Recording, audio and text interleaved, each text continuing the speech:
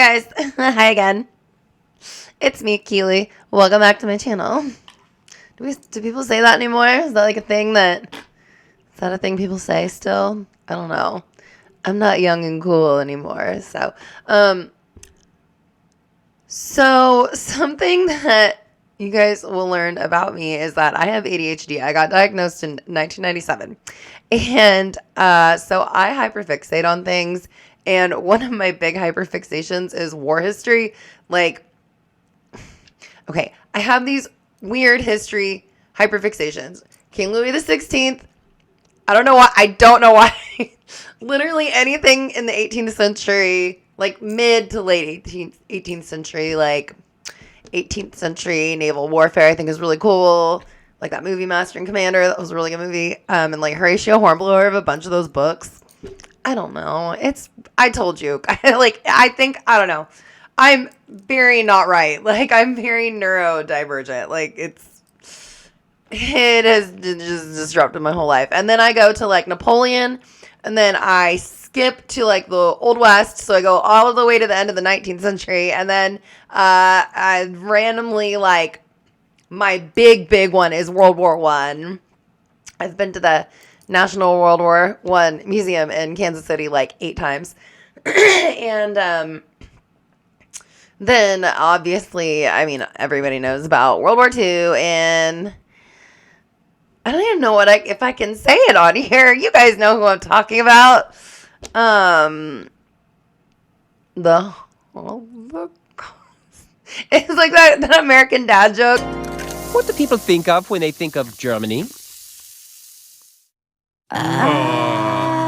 The Holocaust? Hazelnut omelets, exactly. I love American Dad. I love American Dad. It's so funny.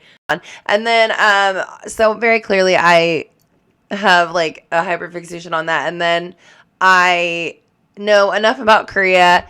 I like MASH a lot. I like the movie and the show.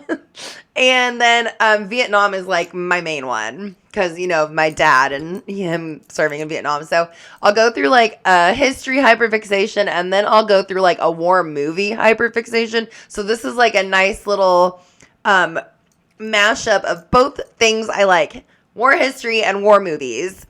Hamburger Hill is my favorite war movie. If you want to know, well, yes. And then also 1917, and then what's my third favorite?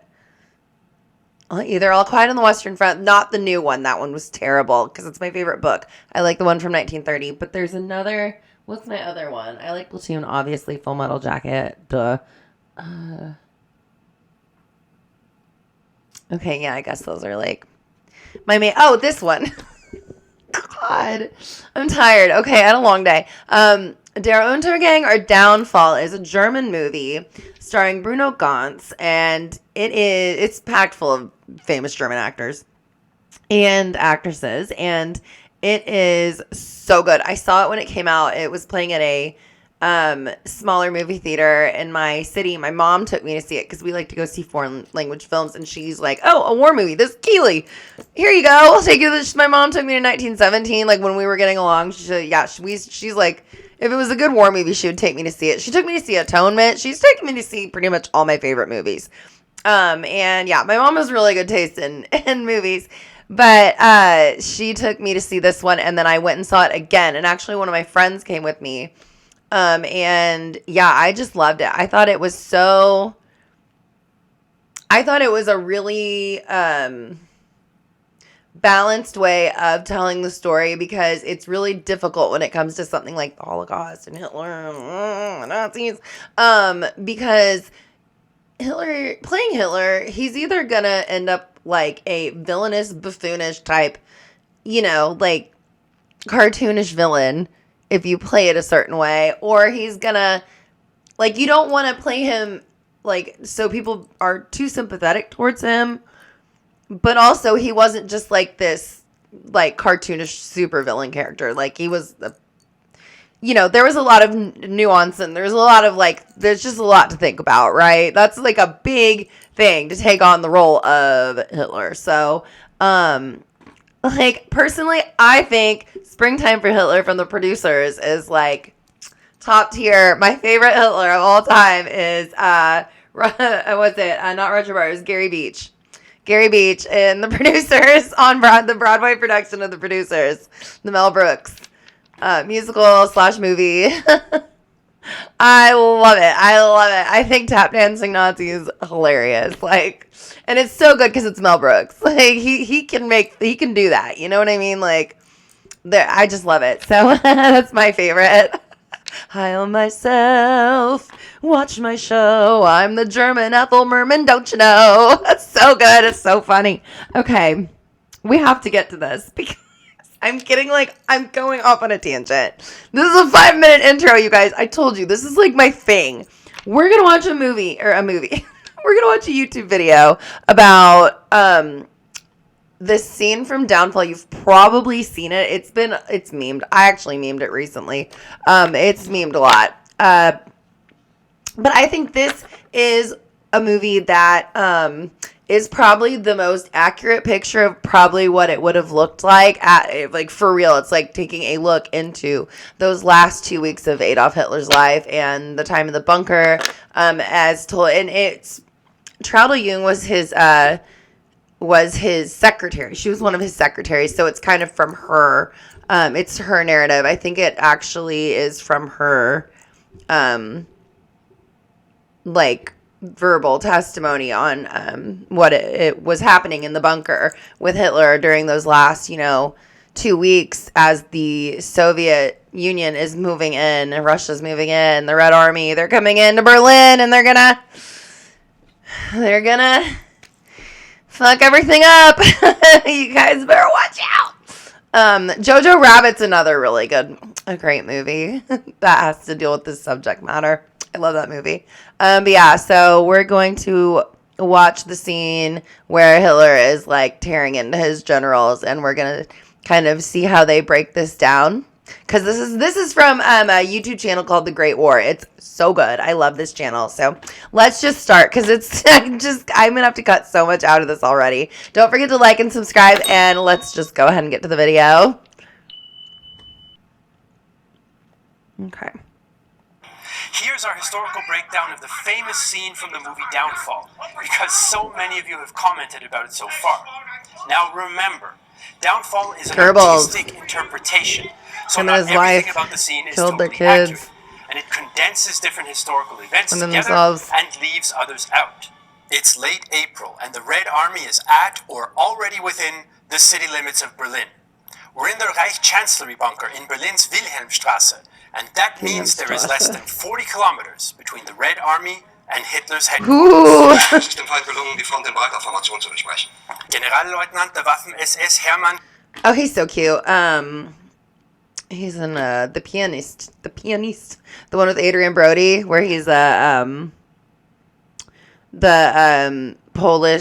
Jewish pianist, and it's really good. It's so good. I love that movie too. I saw these movies probably around the same time when I was in high school, and he was in that one too. Fegelein enters the pact planning group. He's a very good He was actor. the brother-in-law of Hitler's soon-to-be wife Eva Braun, Yep. and a devoted Nazi. Yeah. Im Süden hat der Gegner So Zossen then. und stößt auf Then he Staatsopfer. wasn't. On the map, we can see that the Soviets have already surrounded the city on 3 sides. Their armored spearheads are racing to close the ring and cut off any chance of reinforcement from the outside. The last few reinforcements for Berlin are about to arrive from the northwest. They are members of the 33rd Waffengrenadier Division der SS Charlemagne, Oh no. and are mainly French soldiers fighting for the Germans. Oh Der well, Feind operiert jetzt that's interesting. I guess you guys really like that part in All Quiet on the Western Front when he's like, "You're the same, you and I. am nördlichen Stadtrand zwischen Frohnau We und just have a different Frankfurt. uniform on." Im Osten ist der Feind bis zur Linie Lichtenberg-Marsdorf, Karlshorst gelangt. The man explaining the Soviet advance on the map is Generalleutnant Hans Krebs, chief of the Army General Staff. He would play a key role in the fighting to come. Ja. Angriff Steiners wird das alles in Ordnung kommen. Hitler responds to the threat by saying that Waffen-SS General Felix Steiner will counterattack, relieve the city, and turn the tide of the war. Hitler's portrayed here as still being in control, giving Optimistic. orders and drawing lines on battle maps. But Steiner's 3rd Germanic SS Panzer Corps and the other understrength units that comprise the Armeegruppe Steiner only properly existed on paper. Yeah. Communication breakdown, constant retreat, and a lack of equipment and experienced troops make it nearly impossible. Yeah, they were down to using Hitler Youth, using like small artillery to try to hold all these invading forces back. And yeah, they were really like not their rope had snapped at that point, you know. Maintain contact Really with the bad general situation staff for them. in the bunker. My daughter's German. I'm always asking her dad why they're always picking fights with everyone. He was like, just those 2 times. Steiner, Krebs is clearly afraid to deliver the bad news. He's just been on the phone with Steiner and told him to link up with General Wenck's forces. This would allow the Ninth Army to break out and form a cohesive defense of the city. But Steiner told Krebs the attack was pointless, and neither he nor Wenck had the forces required to break the Soviet grip on the city. They look Steiner konnte nicht nervous. genügend Kräfte für einen Angriff massieren. The man who steps in and explains the situation is Generaloberst Alfred Jodl, Chief Jodl. of Operations Staff for the Armed Forces High Command and nominally in charge of the defense of the country. He'd been close to Hitler's planning since the very start of the war. Der Angriff Steiner ist nicht erfolgt. Oh man. It's like getting called into the captain's office at work. Hitler's hand is shaking as it I'm always often so did towards nervous. the end of the war. Es bleiben im Raum Keitel, Jodl, Krebs und Bock. Uh-oh, here we go.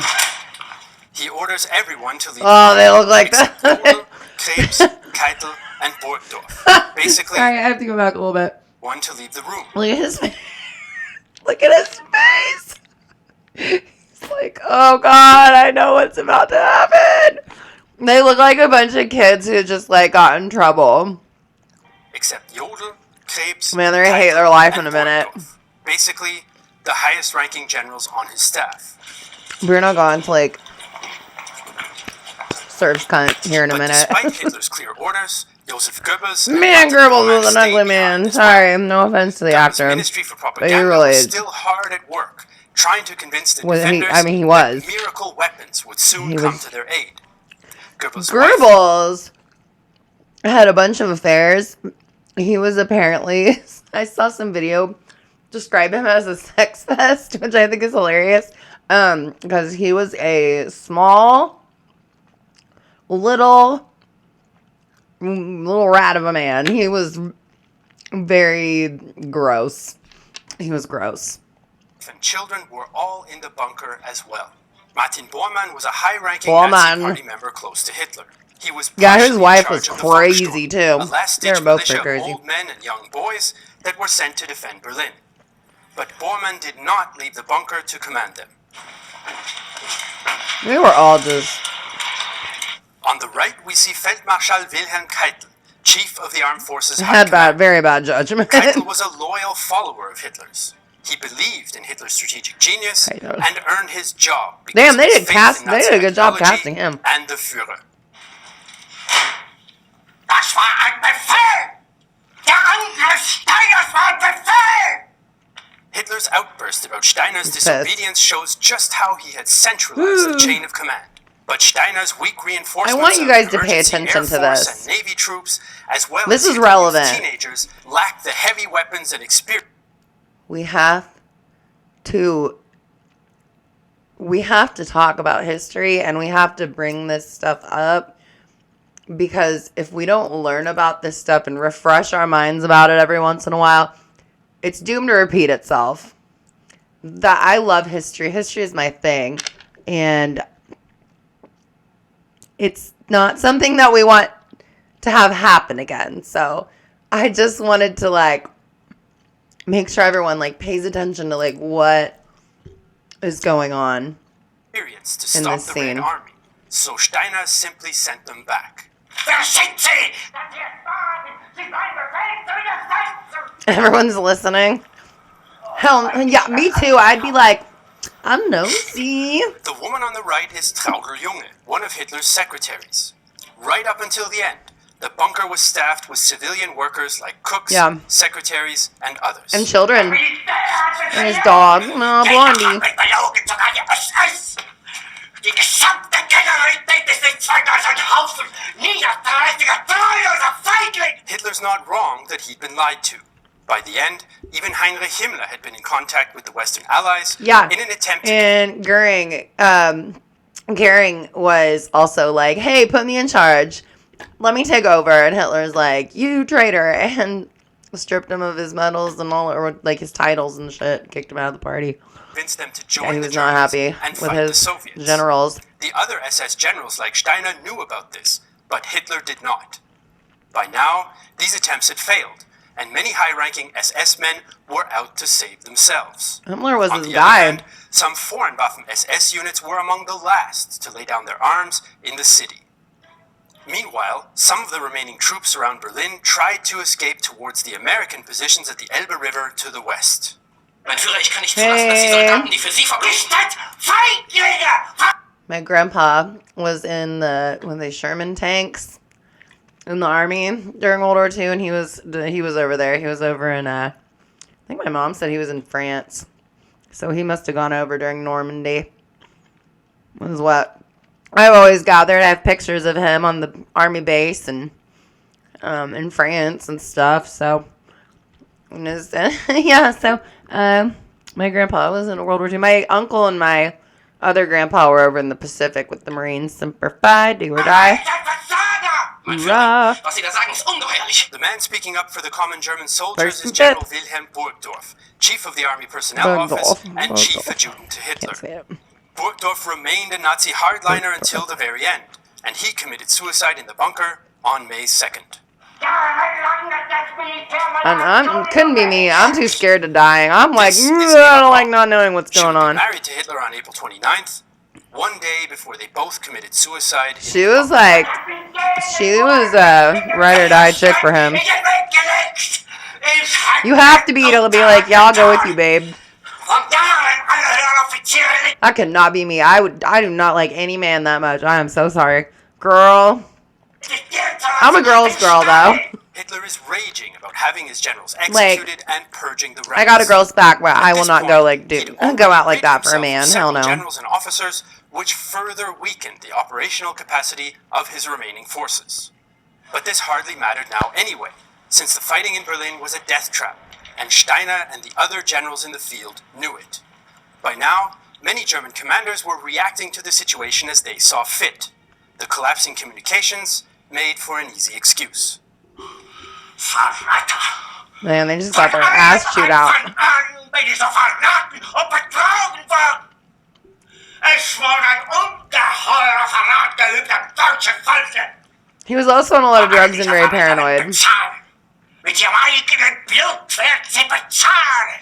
He had Sie health werden issues. saufen in ihrem eigenen Blut. Hitler reportedly ranted and raved during his last days. Man, it kind of sounds like He Hassan randomly Piker. called generals and ordered them to send all their troops to the city, and dreamed that Goering's personal army Like would how he come went to off the on rescue. landlords. But obviously, A there was no loser. chance of any of this. Aber wenn Sie, meine Herren, glauben, dass ich deswegen Berlin verlasse, irren Sie sich gewaltig. Eher jag ich mir eine Kugel durch den Kopf. Hitler's fate has been the subject That was of endless biting. conspiracy Man, he's so theories. good at this, It's clear like that he role. decided Like he's to such a good stay actor. and commit suicide in Berlin rather than to escape or die fighting. Though some argue he considered these options, or that preparations for an Because evacuation it's just were so carried out by nuanced, you his know? staff. He's so good. Tun Sie, was Sie wollen. This movie scene compresses Hitler's ultimate realization that the war was lost, which in reality was a process that took much longer than a few minutes. On April 28th, the last attempts to relieve the city were considered, but the military situation had been lost long before. Hitler and Eva Braun committed suicide on April Yeah, 30th. it was over for and them. Berlin was surrendered 2 days later.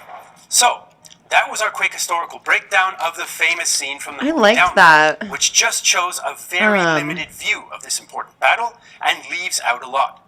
If you want to get a much better understanding of the Battle of Berlin and the events Yeah, no, I mean that is a good point. There is a lot that you can't fit into just a movie. There's so much that happened. Even within those 2 weeks, there was just so much that went on, and there were so many different stories, different people. They do a really good job though of showing it from like a civilian side, with the little boy in the Hitler Youth and his dad, and then what's going on with the staff, with Hitler's staff, because there were a lot of people. There weren't just like a few people. There were a lot of people in and out of there, and there was a battle going on, throughout the city. So yeah, it's but I think it does a really good job of breaking it down and kind of giving you a very good picture, like a very balanced picture of what it probably would have been like.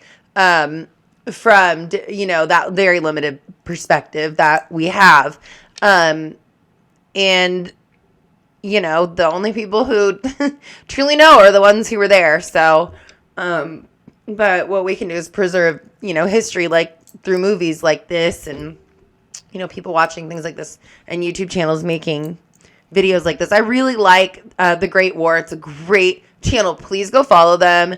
They're awesome. They have really great World War I content and just like great war history content in general. So if that's something you're into, if you guys like this and you want to see more videos like this, let me know, because I am happy to talk about war history all day, war movies, whatever. And then, weather is like my other thing. So it's like and then like musical theater. Those are the 3 things I'm good at. And then sometimes like J-pop and like Japanese stuff, well, Japan, and like pretty much everything about the language and everything. So I have a lot of like things that I'm interested in. I don't know how many of them I'm very good at, but I am good at this. I do know about this.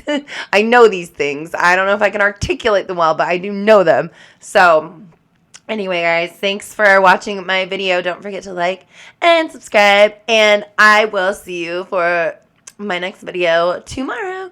Okay, I love you. Bye.